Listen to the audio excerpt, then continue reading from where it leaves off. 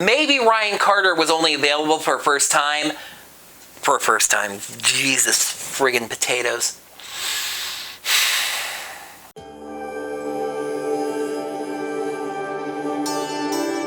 Hello there, heroes. I'm the Orange Ranger, and here we are at the end of the 30th season of Power Rangers, and perhaps the end of 30 seasons of continuity. If you're new around here, it's standard practice for me at the end of a season to take an overall look at the show's plot, an exploration of its characters, and then do the scoring math that I'm either famous or infamous for, comparing this show to its previous seasons. Let's recap and review Power Rangers Cosmic Fury. We start by going back over the plot, and I'm really going to try to limit myself to 30 seconds or less per episode. In other seasons, I'd be able to skip entire episodes as they weren't important, but in a season as short as Cosmic Fury, every episode has some kind of impact. The season begins with lightning strikes, where the Rangers have followed Lord Zed to the planet Zordnia. The Dino Fury Rangers, Morphin Masters, and MMPR Blue Ranger Billy have teamed up to take on him and his brand new forces. Those new forces are provided by weapons manufacturer Squid Ink Inc. and their CEO, Bajilia Nair. They were mining the planet, found Zed, and figured that letting him start a war would be great for business. Even though they are one of the sides in that war, providing their own weaponry. Mick, former aide to the Ninja Steel Rangers, has also come along, providing a convenient audience surrogate character to catch newcomers up on the past plot. The Rangers put a pretty big dent into Zed's forces, so he joins the fight himself. Squillia, Bajilia's annoying parody of Influencer's daughter, calls a monster called Dewdrip, seriously, to spray the Rangers with evil poison, but only Ollie is affected, turning evil once again until the end of the series. Ollie uses the Cosmic Key to open a portal that Zato is flung into, losing him in space. Down Ollie and Zato, Master Red uses his power to make Mick the alternate Ninja Steel Red Ranger once again. Scrozzle reveals the bad guy's trump card, the Master Captivator, a device capable of blasting and capturing all 6 of the Morphin Masters, which they do. Before his capture, Red tosses his staff down to Javi, who grabs it and sees a vision of an altar getting struck by lightning, hence the title. The Rangers head there and realize that Master Red's staff can go into the altar, and pictures of animals and a Megazord make the Rangers think that this is exactly what Billy and Mick were trying to find, the Cosmic Fury Zords. Billy stops everyone from putting the staff in, but an attack by the bad guys forces Javi to do so himself. He's blasted back, but the Cosmic Fury Zords arrive and blast back the evil forces. However, Javi's right arm was disintegrated in the blast. He goes into shock, but Mick gets him to safety. The Rangers form the Cosmic Fury Megazord and win the day. Amelia got onto the squidrill that Ollie was piloting and tried to convince him to return to the side of goodness, but the poison was stronger this time, so she used the snooze key to knock him out and bring him back too. Back on Earth, the Rangers have 2 friends to care for and an invasion to prepare for. Solon says that she can make Javi a cybernetic arm, and Tarek tells the Rangers that the Rafconians will be there to help against Zed. Billy tells the Rangers that they can handle anything that Zed throws at them. Well, that wasn't 30 seconds at all. Let's speed things up. Episode 2 is beyond repair. Billy and Solon work on Javi's new arm. He's angsty, but don't worry, that won't last long. Amelia and Lonnie, Ollie's mom, go to apply the antidote from before. Mick leaves to go find Zato. The antidote doesn't work, but the ladies get the idea of using Ollie's Tricera statue to cure him. Izzy prepares to join Fern at the non-existent sports college, but Izzy is keeping the whole truth about what's going on in space from Fern as to not worry her. Dewdrip attacks Earth in a mega squidrill, which the Rangers take the Zords into space to try and stop, which they do. Lonnie's plan is to hit Ollie with pure morphing grid energy, which should fry him but could purify him. But if not, it's his grid energy itself that is corrupted. The Rangers have to hide in plain sight while doing this, so Izzy uses a key to cloak everything around. Fern comes looking for her, and Javi has to save her, taking her inside the base ship. The blast doesn't work, the cloak drops, and Zed attacks, Ollie joining him formally. Zed destroys every Dino statue but Ollie, so no more Dino Fury Rangers. He orders the base ship drilled into, but the Rangers hit an emergency teleport button that teleports them to the furthest away, uninhabited but Earth-like planet, Aridus, 30 million light years from Earth, and it's a one-way trip. They're stuck there as Zed begins his invasion of Earth. Oh yeah, and Fern is still on the ship. Episode 3 is off-grid. Billy gets the idea of using the Red Master Staff and its connection to the morphing grid to get the Rangers new powers. They need a booster to contact Earth, so they use Zeto's antenna, the one he built, not the ones on his head, those are antennae, setting that up outside. Fern wants to help, but Izzy says no, starting some tension between them that apparently was supposed to go a lot further than it did. Fern finds blueprints that detail how to turn the base ship into what it clearly already is, a spaceship. Ion goes along with the antenna team to find food, but attracts a scuttleworm, native creatures that eat a whole bunch and then grow into nasties. The Rangers are able to fight it off with their swords and get the antenna working, learning of Zed's invasion of Earth and an anti-Zord force field that he set up around the planet. Ollie goes to see his mother, pretending to be good and that the energy was just on a delay, and learns that Zeto landed on a planet called Levina. He then drops the act and leaves to tell Lord Zed. He requests a team of monsters to take on the team of Rangers, and Zed agrees, letting him take Squilia's dance team, telling her to go oversee Earth while he invades Eltar. Billy gives the Rangers their new Cosmic Fury Morphers using cosmic orbs to transform. The biggest change for the team is that Amelia is now the Red Ranger, reflecting her step up in leadership. They get a call from Mick that Zeto is on Levina and now Lord Zed is too, and head out to test their new powers. Episode 4 is titled Team Unnecessary Space Work. Ollie and the dancers find Mick and a scrap from Zeto's Ghost Ranger suit. The new Rangers arrive and save Mick, but Ollie reveals that Scrozzle toyed with his morpher and made his Dino Fury blue suit all evil and squid ink and stuff. Mick tells the Rangers that there's only one city on the planet and the rest of it is a gigantic forest. The good guys and the bad guys realize that the forest defends itself when messed with and that it's a single sentient being. Ollie manages to trick the forest into capturing the Rangers, but Amelia and Ion use their mind powers to tell the forest that they're the good guys. Also earlier, Zeto had wandered into that forest, and one of the trees took him in to let him heal and recover. Ion later finds his friend, but can't use his mind-reading powers on him. Then the tree, or the forest as a single entity, tells Zeto to enjoy the time that he has left. Mick takes the... Okay, I could have sworn it was called the Phoenix Zord, but according to Ranger Wikia, it's the Eagle Zord, to go and protect his world in the Lion Galaxy. Zeto becomes the champagne-colored Zenith Ranger, with Master Red's staff being his primary weapon. On Eltar, Zed has made himself a palace and begins teaching Ollies in the ways of the best evil. Okay, there's not a lot of substance to the next episode, but it really is a fun one of my favorites of the season, Rock Out. The Rangers find out that Squid Ink Inc. has located the Cosmic Dragon Zord on the planet Akral. They think of how to sneak in when they hear that there's a rock concert being held nearby. They decide to pretend to be a rock band doing a free concert for the miners digging out the Zord, while Zeto sneaks in to free the Zord.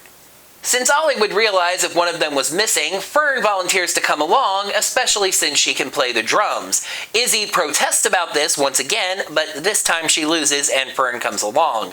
The band, hastily named Meat Chrome by Javi, distracts the workers and Zeto does indeed free the Zord, but not before Ollie manages to get a tracker on it. The Rangers take off from Aridus in episode 6. Take off. The Rangers have to adjust the engines of the ship from outside after finding they're unstable. Fern volunteers to go along with Solon, but Izzy protests against it so strongly that Billy ends up going instead, to Fern's frustration. Billy does fine, but Solon is captured by scuttleworms. Zato uses the Master Staff to locate Solon, but is weakened by the experience. He and Izzy go to free her, but are stopped by Ollie and someone unimportant. The rest of the Rangers fight Zord-sized scuttleworms in the Zords. Fern realizes that everyone is busy and nobody can save Solon, so she takes the morpher intended for Ollie and goes to save Solon herself using its blaster function.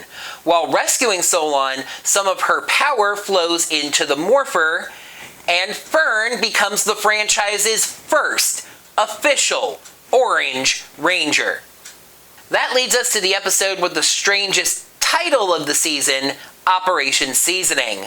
The episode is named after a plan in the episode, Operation Seasoning, but Operation Seasoning is not named in any way for what the plan actually does.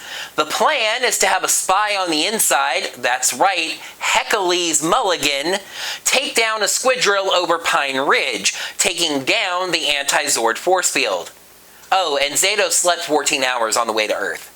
Hecale, who had been pretending to romance Squillia, tries to send her away on a spa day to take over the squidrill, but her general Wizo, who only existed for that particular scene, stops her. Hecale panics and morphs into the dino-charged Dark Ranger, but the two monsters are able to stop him. The Cosmic Fury Rangers decide to absolutely ignore their own plan that the episode is named after, sending their Megazords down towards Earth in the hopes that Hecale will get the sword field to fall. He does not, and the Megazords crash. Zato opens a portal to the grid for the Zords to head into for repair, but collapses after doing so. Tarek finds them and takes them to the Rebellion base. Solon comes along to help Zato, and she and Ion learn that the Masters revive Zato by filling him up with their magic. He is able to use that magic, but it's a limited battery. The Masters are not around to fill him back up, and it's back into the grid when that battery is completely empty. He tells the two it's his choice to use his magic to help things and asks them not to tell the others. General Shaw of Grid Battle Force covertly transports some mega-transporters to the rebels via Pop-Pop, and they use those to transport a squidrill into a prison, dropping its shields. The enemies are distracted from the setup of this plan by a giant Solon, courtesy of Zato, who collapses once again afterwards. The Rangers team up with Billy and Hecale as Rangers, and also Tarek, who doesn't have any powers, but somehow destroys Wizo anyway, and the Rangers capture Squillia. Episode 8, Switching Sides, proves that plan to be useless, as Squillia was literally too vapid to be listening in on any of Zed's plans. The Rangers learn that Lonnie has a new plan to free her son, destroy his Tricera statue to free him from the corrupted grid energy. Blah blah blah, Kid Cafe, Flargan Cakes, Ion finds Mucus and Slither, the former now permanently trapped in human form, and recruits them for a spy plan. Zato says trans rights and turns Mucus back into a mushroom Sporix, collapsing once again. Bajilia attacks the rebel base to rescue her daughter, the female Rangers fighting giant copy guards and the Megazords, while the guy Rangers honestly get beat around by the female villains until the female Rangers show up to help them. The two squids are destroyed, but Bajilia survives as a tentacle, eventually regrowing off screen and getting back to Eltar somehow. Slither, now disguised as Squillia, returns with her new lawyer, Mucus, to take over her mother's company, and the two are taken to Eltar. Once there, they successfully destroy the Tricera statue, but are captured by Zed and Ollie, who is seemingly still evil. On the base ship, which has now returned to Earth, Zato wakes up after another long sleep and feels bad about making Solon and Ion lie for him and explains his condition to the rest of the team. Episode 9 is Master Plan, and I just reviewed it in the previous video, but hey! Zato is told to stop using magic, but only promises to do what's best for his team. Zed contacts the Rangers to gloat about Ollie still being evil, but it turns out Ollie was turned to good and was just faking, waiting for a chance, attacking Zed and telling the Rangers about Zed's plan to use the Master Energy to become a Morphin Master. But he's then captured as well. The Cosmic Fury Rangers decide to head to Elar even after Billy tells them that no other Rangers can be spared to help them right now. Oh yeah, and alien refugees are being taken to New Tech City on Earth, SPD emergency, and etc, etc. And may the power protect you, as Billy's mentor Zordon said. The Rangers reach Elar, and Inkworth, Zed's butler, who was only here for this scene, grows. The Rangers destroy him with the Cosmic Fury Ultra Zord, then rescue the three. But it was a trap, Zed taking the Master Captivator to the mountains to absorb its power, while Bajilia remotely sets off a trap to blow the Rangers up in the palace. Zato heroically uses the last of his magical energy to encase the team in a force field. His spirit is taken to the morphing grid, but Ion spiritually clings to him and goes along for the ride. Back on the ship, Ollie begins working on combining the Rangers' personal weapons as Zato's morpher now bonds with him. They attack Zed in the mountains, but his apotheosis throne has made him Master Zed, and even their new cosmic blaster can't make a dent. He destroys at least some of the Cosmic Fury Zords. I believe canonically it's all of them. But call up Mr. Shyamalan and get a pretzel, because here comes the twist. Bajilia and Scrozzle beam in, having brought along Space TMZ, and betray Master Zed, capturing him in the Master Captivator. This is why Bajilia was willing to just give Zed an army of her own forces. She plans to blow up the Master Captivator, releasing an evil Z-Wave that will destroy goodness across the universe. Then, evil will be free to go to war with other evil, with no good heroes to stop them, and she will profit. As the Ferengi say, war is good for business. They also say peace is good for business, but shh. The final episode is 10, and it is called The End because it may just be the end of the Power Rangers franchise, and I wish I was kidding about that. Mucus and Slither, who had earlier told Solon to call in the cavalry, save the Rangers in a stolen squidrill. The Rangers take the Master Captivator and teleport away. They make a run for it in their ship, but the two reformed villains can't clear out quite enough of the bad guys' ships. But then Billy shows up along with 5 classic Megazords, clearing the rest of the path.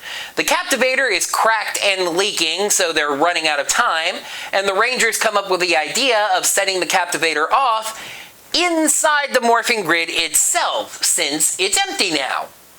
As far as they're aware, anyway. Inside the grid, which we see as a white void, Ion sees someone that looks like Zato, but has striking blue eyes. He doesn't know Ion, and is only vaguely familiar with terms like Rangers and Lord Zed. He confirms that Zato is inside the morphing grid, but says Zato's mortal life has come to an end, but he can help Ion in other ways. Oh, and may the power protect you. Because apparently this was Zordon. The Rangers head back to the altar on Zordnia because that's the only place that they know how to access the morphing grid on purpose. Bajilia stowed away on their ship. Seriously, I checked the wiki and it uses the word somehow, and the Rangers defeat her. But her gun accidentally goes off and hits the Captivator, because I suppose that being a random accident is a lot more exciting than it happening on purpose.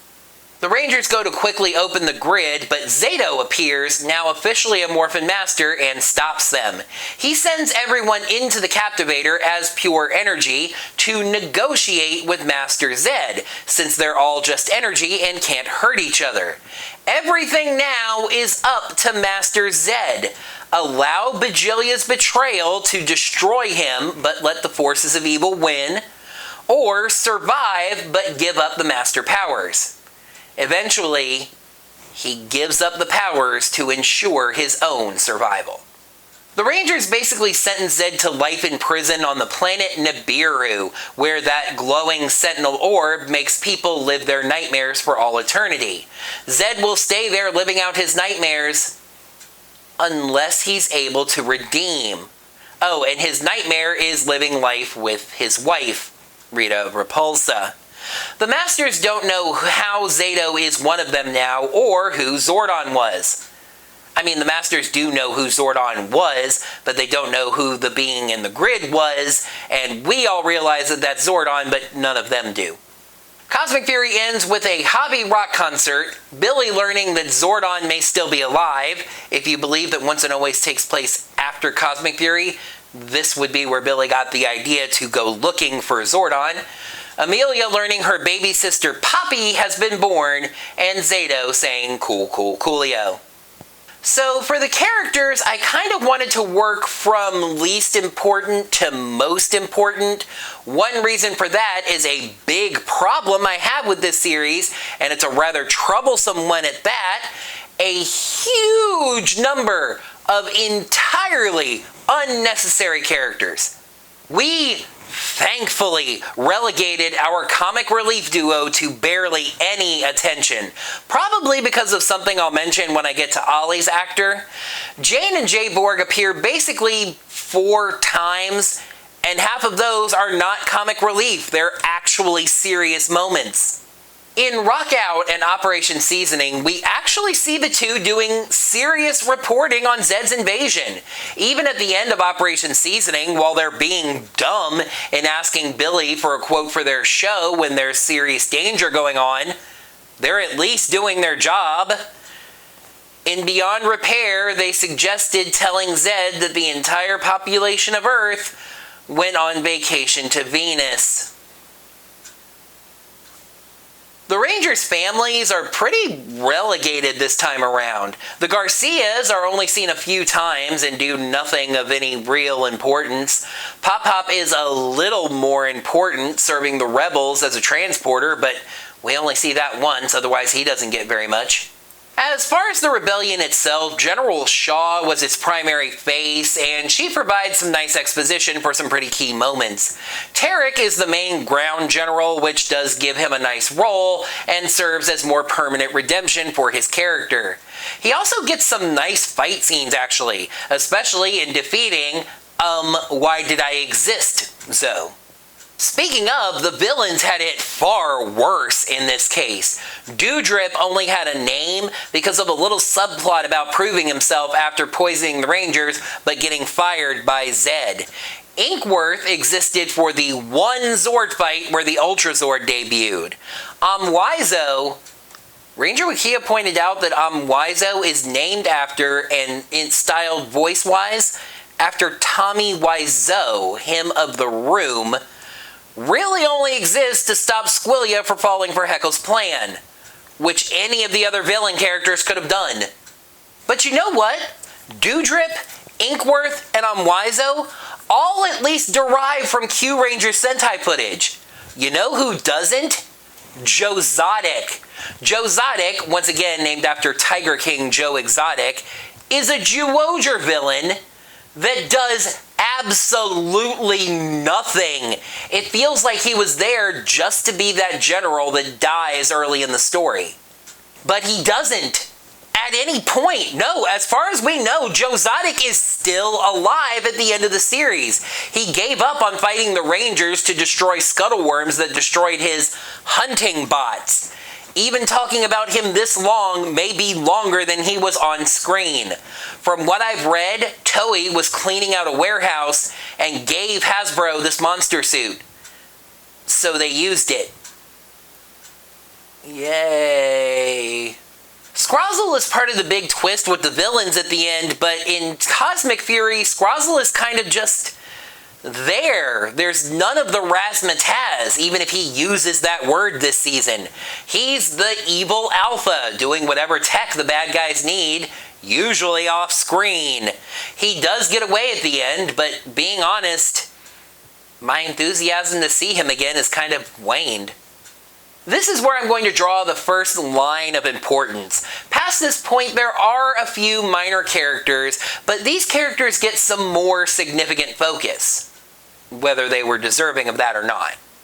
Slither and Mucus only get focus in one little arc of this short show, but it's pretty big focus. Remember, these two basically defeated Evil Ollie, took away his ranger powers, and that turned the tide of the entire fight. They have a very satisfying turn to goodness because it's not like somebody talked them into it, or a spell was broken, or they just realized that goodness was the only true path of the universe or whatever.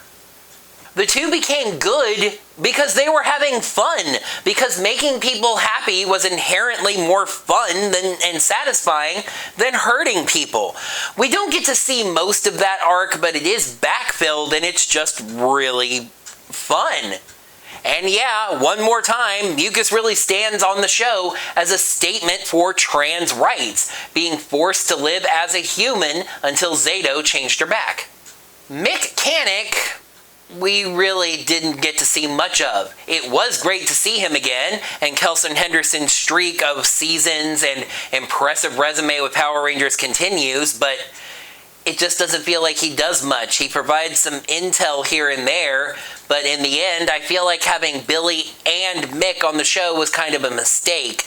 They do have different personalities, but kind of fill the same role. Back over to the villains for a bit. Squillia Nair. This is a complex character for me because the concept is hilarious. Just like Buzz Blast was designed to poke at multi-channel networks and what YouTube had become, Squillia is designed to poke at TikTok, Instagram influencers, people who get millions of views for all the work of learning a 10-second dance or wearing a certain kind of makeup. The problem is, Squillia's vapidity is done so well that it ruins her at the same time. She's literally useless, and this really shoots the story in the foot at the end. The Rangers capture her for intel, and she doesn't have any. Maybe an understandable mistake by the Rangers, but analyzing the story, it clearly was done just to give Bajilia a reason to attack. You know, as I transition from the Princess of Space TikTok to her mother, I start to envision a very interesting idea. Why not have Bajilia and Squillia be the same character? A woman between them in ages, maybe early 30s or whatever the equivalent is in Space Squid years. On the surface, a vapid influencer with billions of views and followers, etc., etc. Underneath, the ruthless CEO of a weapons manufacturer, something that she has to keep secret because the views on the space TikTok or whatever are helping to finance the weapons company.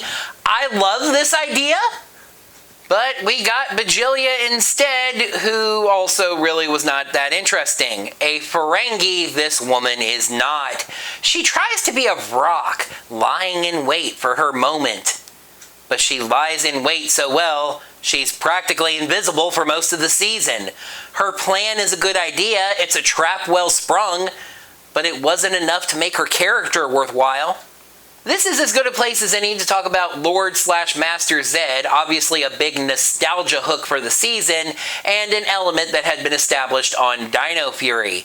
We got a really good vocal performance for Zed from Fred Tatasciore, though I was really seriously disgusted to learn that Andrew Lang gave up voicing Zed specifically over fan harassment, people telling him that he ruined their childhood because of his performance as Zed during Dino Fury. Honestly, if you are watching this video and you sent that kind of comment to Lang, grow the F word up. Zed has a complicated arc in this season, and it's kind of similar to the Frozen song Love is an Open Door, as I will now explain. Watching through Cosmic Fury the first time, Zed seems completely in character, executing his plan, totally in charge of the situation, taking advantage of weaker subordinates that have something to offer him. But then at the end, everything gets twisted around, there's a betrayal, and then everything previously takes on an entirely different reflection, where you see that a lot of what Zed was doing didn't really make any sense, was kind of risky, and other people were pulling the strings.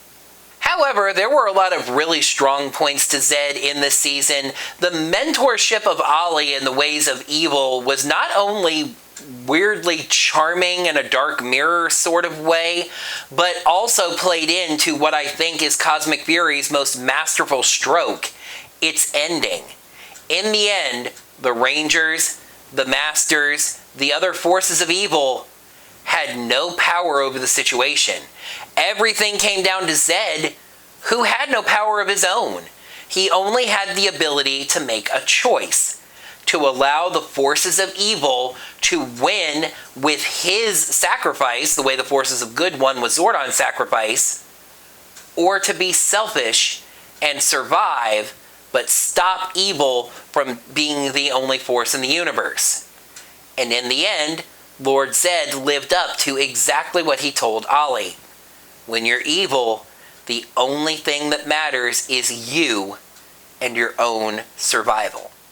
Zed's sentencing on Nibiru is a little bittersweet, since in the episode he acknowledges that he loves Rita. It's just that it's a toxic relationship and the two of them can't stand to be around each other even though they love each other. That does happen in life sometimes.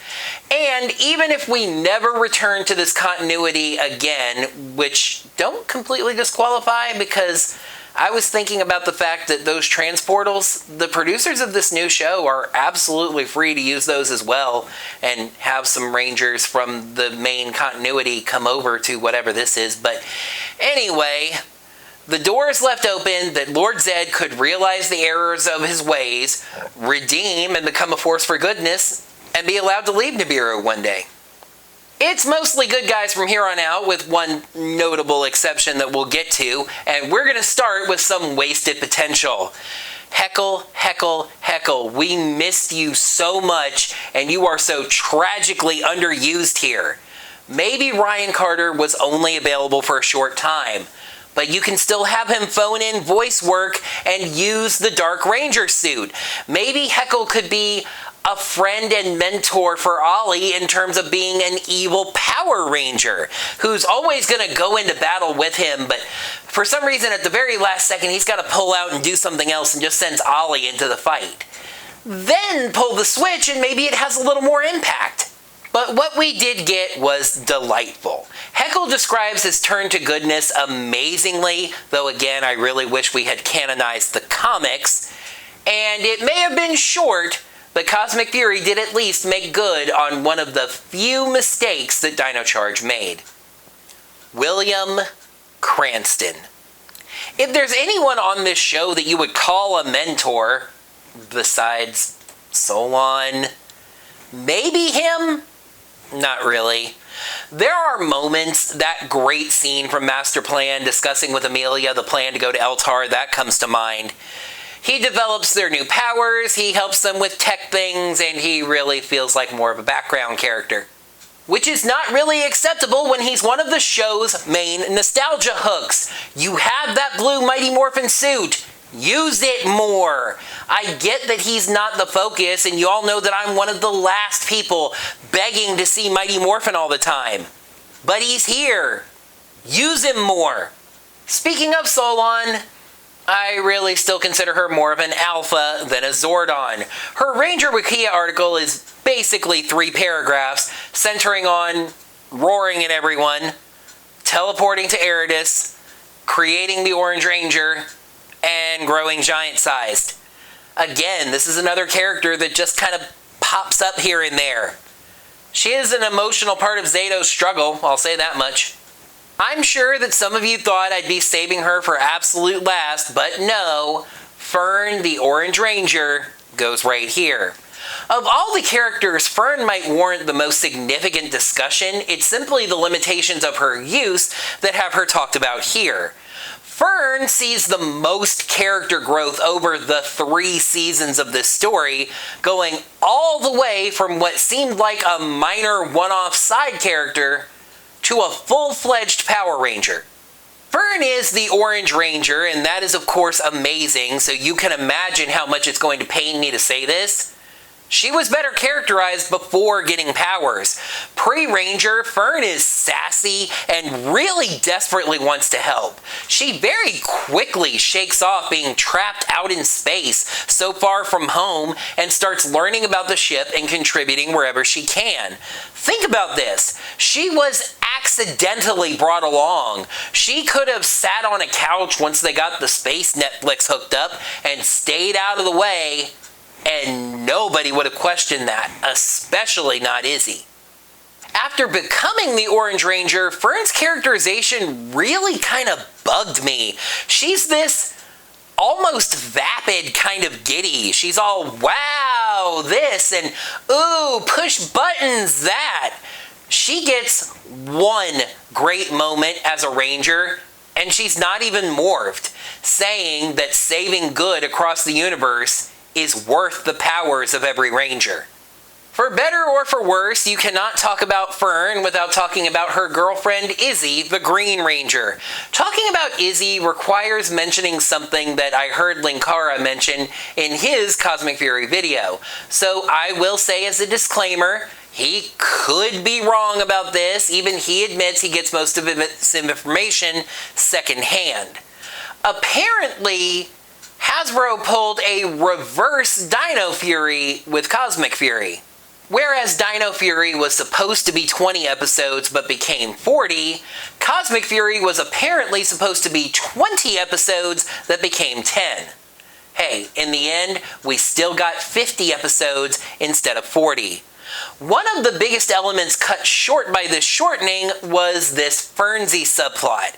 You see, one of Izzy's biggest character traits this season is her fear of losing Fern to the dangers around them, thus overprotecting her. According to the information Linkara found, Fern, in a 20-episode season, would get so fed up with this overprotection that the two were going to break up for a while before getting back together near the end. It kind of seems like the writers of Power Rangers have wanted to do that kind of story for a while. I remember back in Ninja Steel, there was talk about Calvin and Haley breaking up and Calvin dating Sarah for a while before the two actresses vetoed that story because of girl power or sisterhood or some nonsense. And just like in that case, I really think it's a shame we didn't get that here. I thought it would have been fun drama and could have given us fun moments, like having a fight where Izzy saves Fern from an attack, but then moves on in the fight without speaking to her. We still got that subplot, it was just heavily truncated, and basically ate up all of Izzy's arc for this season. Besides that, she really just continues this really frustrating and annoying trend from the second season of Dino Fury, cracking stupid jokes at inappropriate times. But hey, she was super hot as the lead singer of Meat Chrome.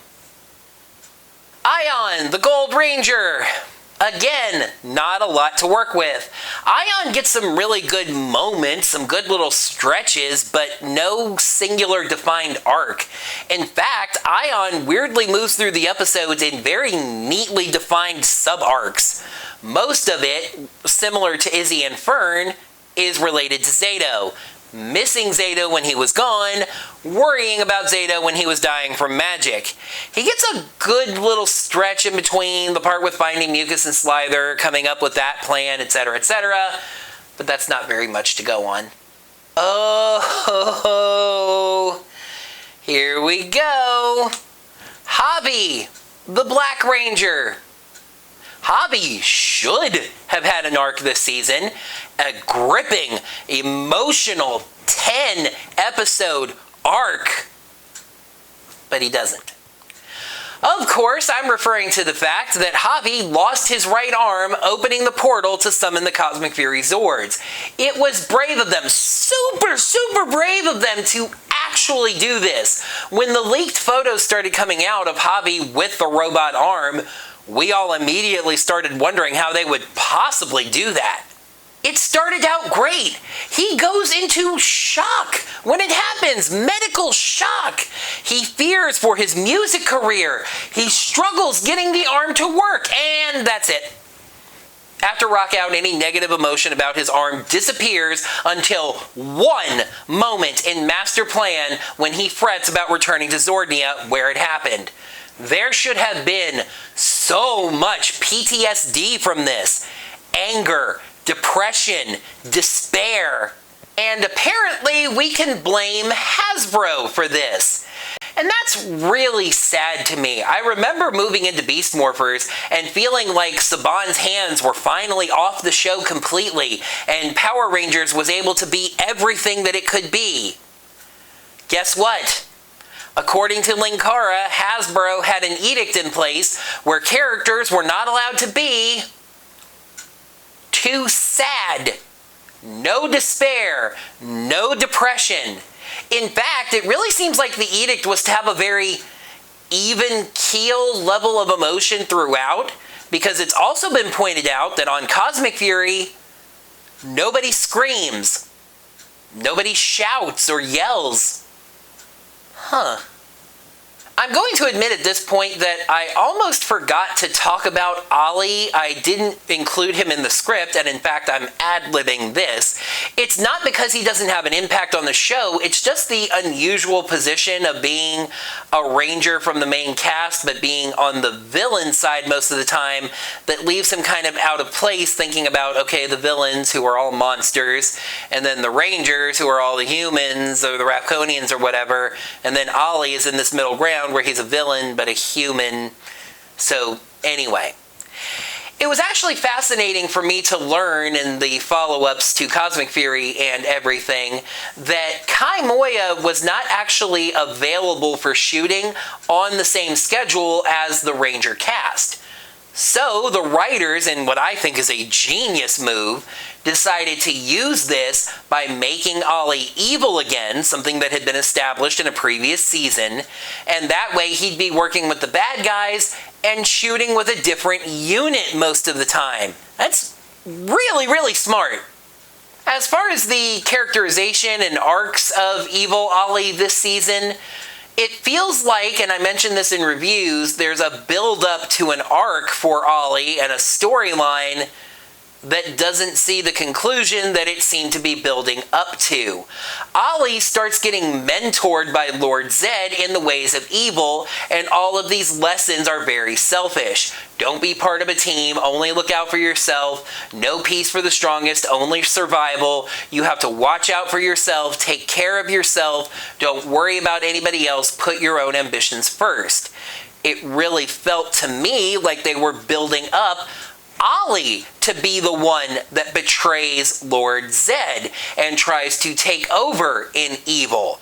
I suppose this wouldn't work out with redeeming him later on, but it just feels like such a strong focus for his character, and then in the end it only comes back in Ollie telling Zed in the Captivator everything that Zed told him. Survival is the only thing that matters. Strength is nothing without the ability to use it. You have to watch out for yourself. Ollie does get a lot of really nice moments in this season though, especially in relation to other characters that he's very closely connected to. A lot of good moments with Lonnie and Amelia and etc.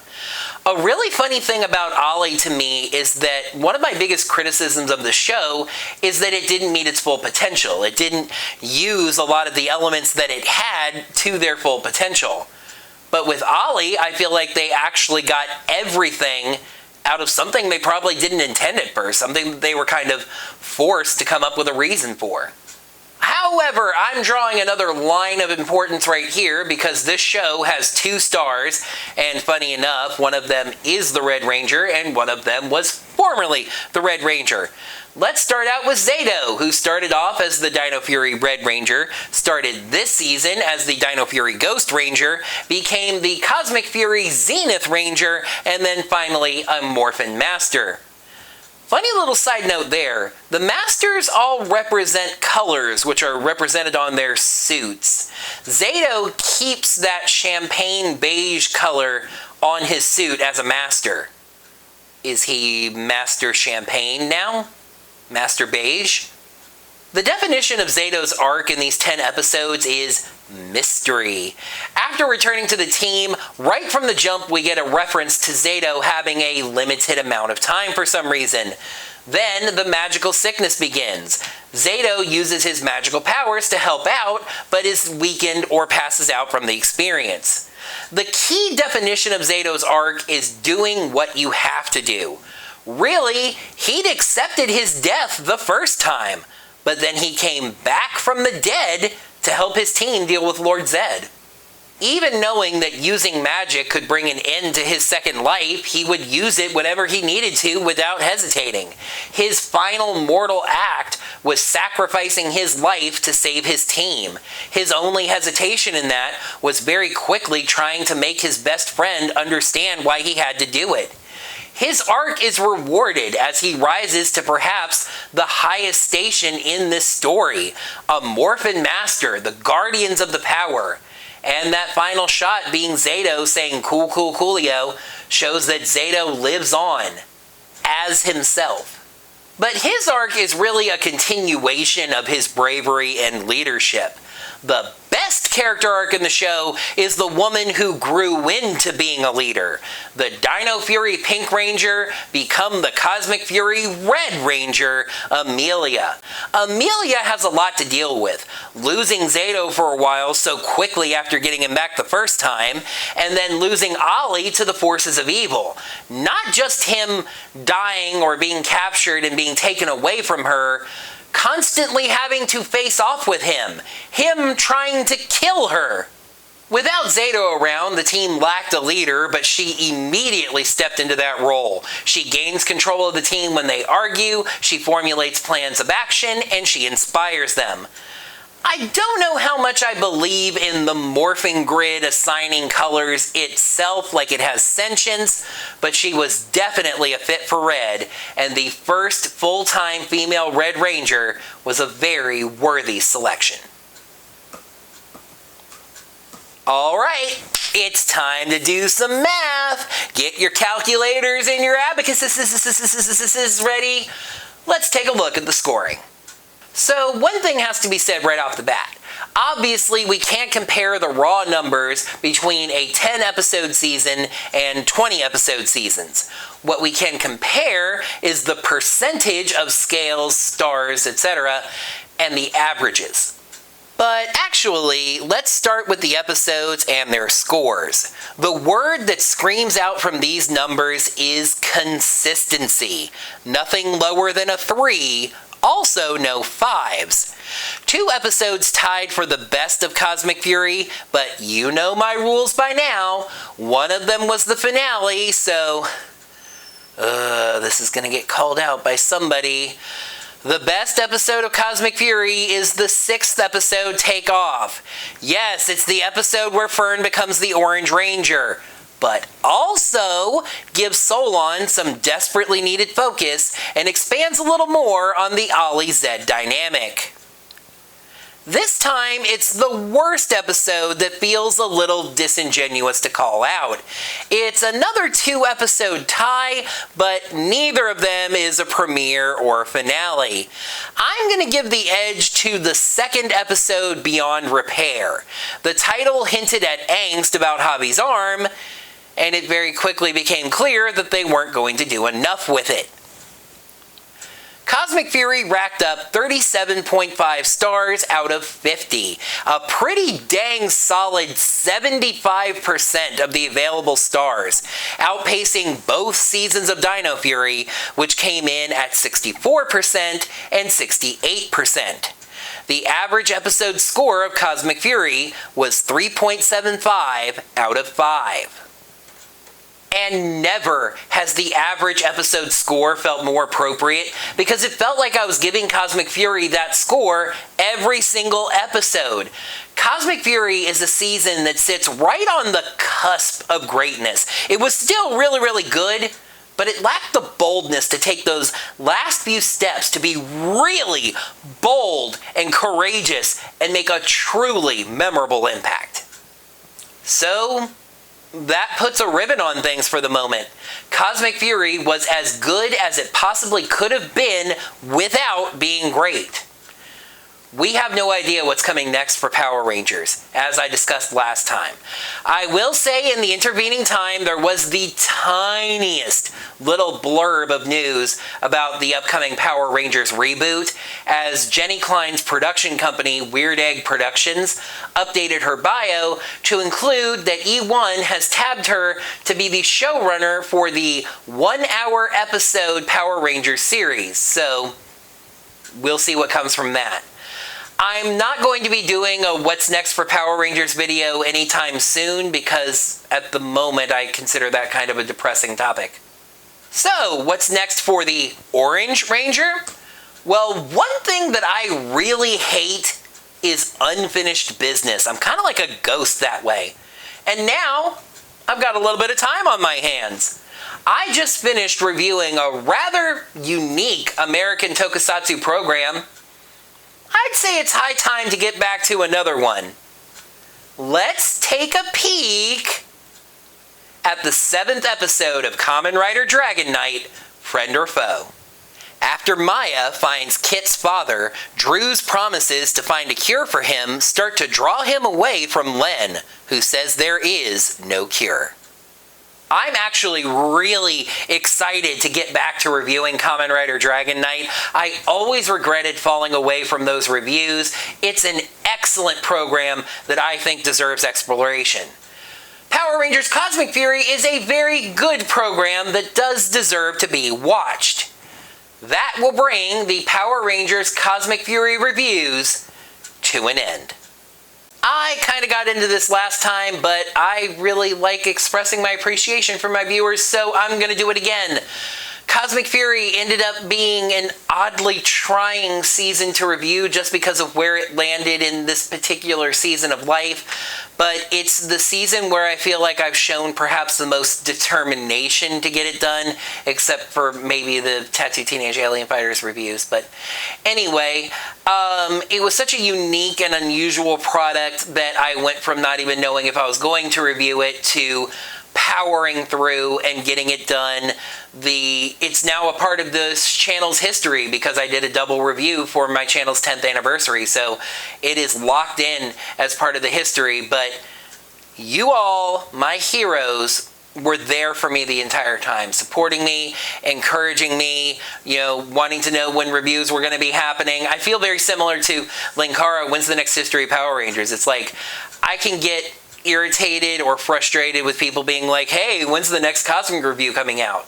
But like he said, you do it because you care. You like my content for whatever reason, and you want to see, like even in the comments of that Double Bill 9 and 10 review, there were some people asking me if I was going to do the recap video because they wanted my overall thoughts. So I just really appreciate that, and I really do hope now that it seems like this continuity of Power Rangers is coming to an end, that you all stick around, and not just to be like holding on, waiting for whenever the next series of Power Rangers comes out, which, yes, of course, obviously I'm going to be reviewing as long as I am still in this game, but to see the other stuff that I'm going to do. I have some longer standing plans even beyond Kamen Rider Dragon Knight, depending on how long it takes. Right now, I'm honestly hearing 2026 for this Power Rangers reboot, so we could be here a while.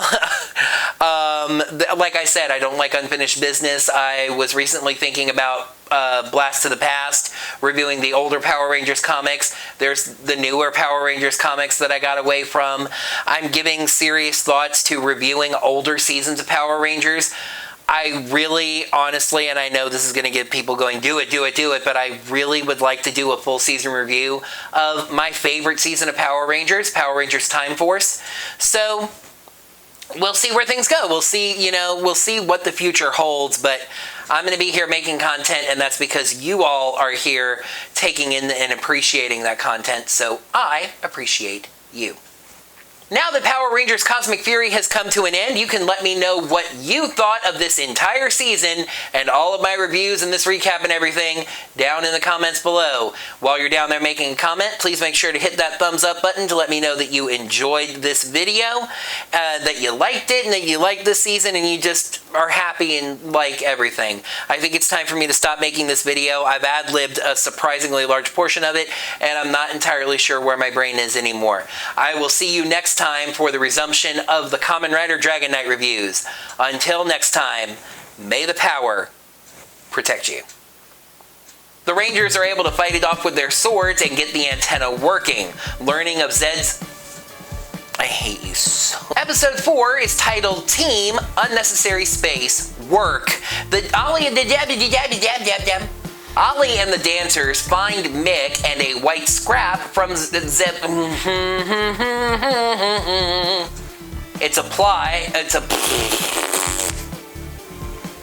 Episode 9, Master Plan, proves that plan to be useless. Oh shoot. Search the web for Cosmic Fury episodes.